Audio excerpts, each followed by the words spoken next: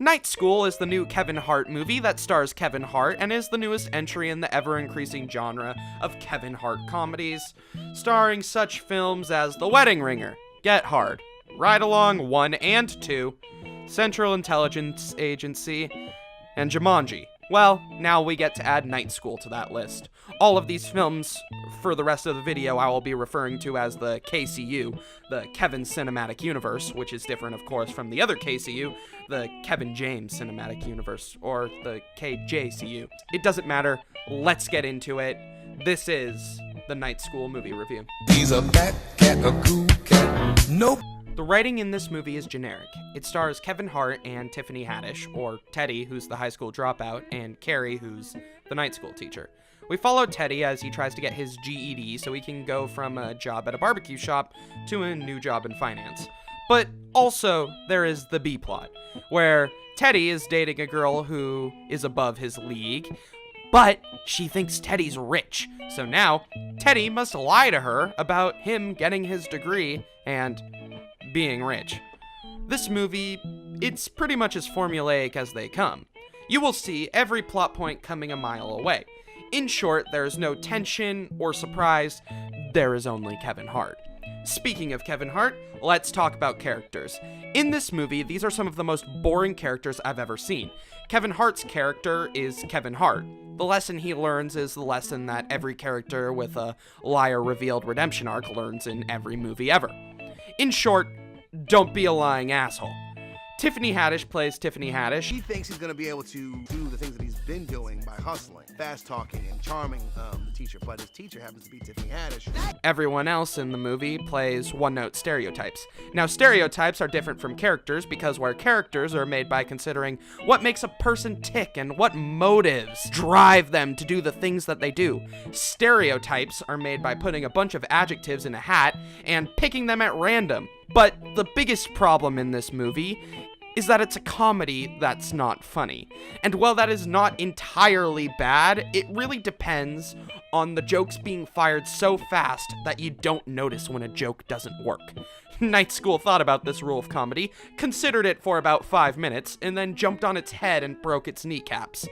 Night School finds a joke it likes, and it runs with it for 5 excruciating minutes as the joke becomes less and less funny. Yo, what you doing? What does it look like I'm doing? You gonna take my car with my baby in the back? Ain't no baby in there. Right there. Wah. Like a bombing comedian who won't accept that his material is terrible. And as it gets less and less funny, you can see the pain in his eyes growing until all that's left is a shadow of a man.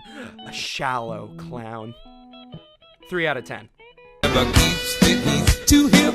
He likes his catnip, but look out. The acting in this movie is fine. No one does especially terrible, but then again, no one does especially good either. With the exception of one man. Taron Killam, I hope I'm saying that right, who plays a man simply known as Stuart. Stuart is hands down the best part of this movie. Every time Stuart is on screen, he is loving it. He takes attention away from everyone else. He has a third nipple. He carries a bat. Simply put, Stuart is no mere mortal, but a god among the average acting of this movie. Even when Stuart is given bad material to work with, through sheer willpower, Stuart makes every scene as weird as possible and pretty much saves the acting of this movie from being completely average. Normally, the acting would get a 5, exactly average, but Stuart brings it to a 6, a little above average. Good job, Stuart. Comes Garfield. He's always got to be. The cinematography in this movie is to movies what John Cusack is to presidential elections. It's boring, predictable, and doesn't do anything to set itself apart from the heaps of other bland comedies out there.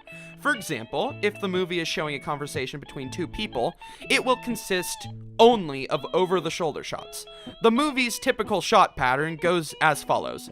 Over the shoulder shot, medium shot, over the shoulder shot, medium shot, over the shoulder shot, medium shot, wide establishing shot of the new scene, rinse and repeat.